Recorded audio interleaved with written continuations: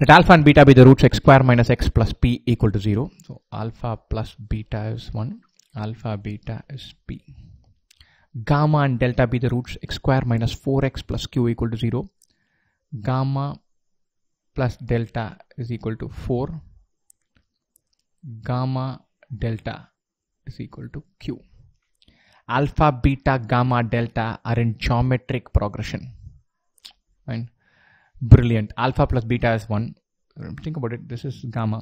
Alpha, alpha r, alpha r. This is alpha into common ratio square. This is beta into common ratio square. Common ratio square into alpha plus beta is 4. Or common ratio square is 4. Common ratio is plus or minus 2. Brilliant. So the ratio is plus 2 or minus 2, one of the two. And so the roots of this equation could be, sum of the roots is 1. So either talking about alpha plus 2 alpha equal to 1, or alpha minus 2 alpha is equal to 1. One of the two. Fine. So alpha plus 2 alpha is 1. That means alpha is 1 by 3 and beta is 2 by 3. Or alpha is minus 1, beta is 2. Two possibilities. So we have a geometric progression starting 1 by 3, 2 by 3 into 2, 4 by 3 into 2, 8 by 3 into 2.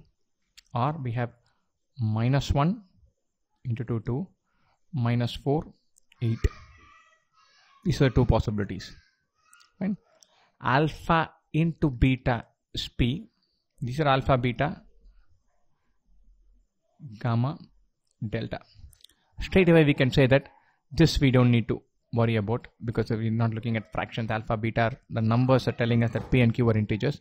P and q are integers clearly given. These are the values. Alpha into beta is p. P is minus 2. Gamma into delta is q. Delta is minus 32. Then p plus q, minus 2 plus minus 32 is minus 34. Done.